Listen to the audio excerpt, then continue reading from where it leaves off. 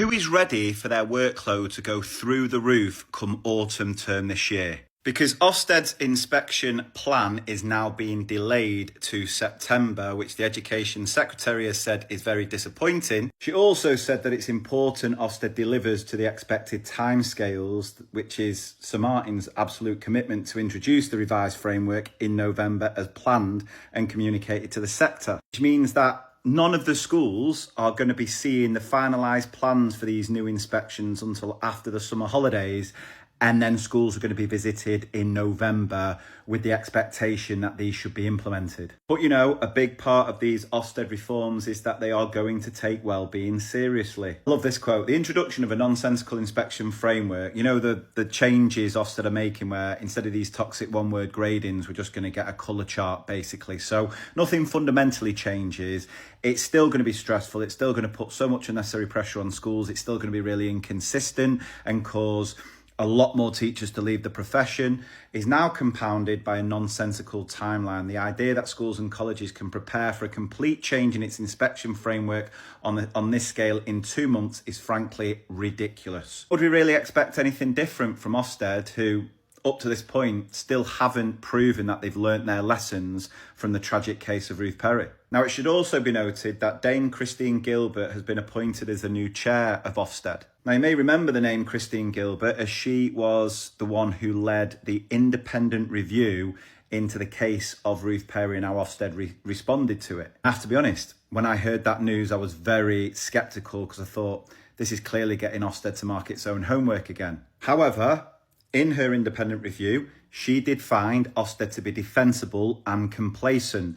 It was just that Ofsted hid that in the appendix of their independent review. One would hope, given this job, she would actually implement some of the drastic changes needed that were found in her independent review.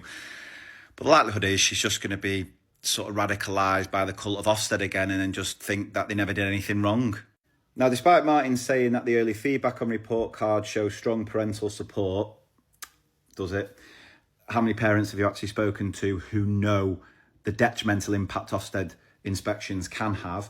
But the letter confirms that concerns have also been raised about the number of evaluation areas involved, because that has now gone through the roof ridiculously. And insights from test visits have suggested that these should be streamlined to make inspections more workable for all involved. I have to agree with what Mr. Whiteman has said here about this pretense by the government and Ofsted that they care about well-being if they go ahead with these proposals on the timeline, because all that's going to happen is we're all going to spend the first half term of the new school year doing everything to prepare for this new inspection framework, making sure we can tick all these boxes that don't have any impact on teaching and learning, but just add more pressure, more stress onto teachers to make sure that if we get that visit, again, roll of the dice to make sure we get the right inspector on the right day, because that's not going to change. And we've got to work our backsides off to make sure we now get the right colour grade. So we can now spend however much of our budget getting a massive banner that no longer says outstanding, but just has all the colours of the rainbow to show that we've hit the right colour chart. I'm sure Ofsted will try and spin this by making it out like they're just making sure they're getting everything right, but it does lead to a growing suspicion that the overall response to Ofsted proposals were largely negative and that the pilots they've been running exposes the major problems everyone's predicted.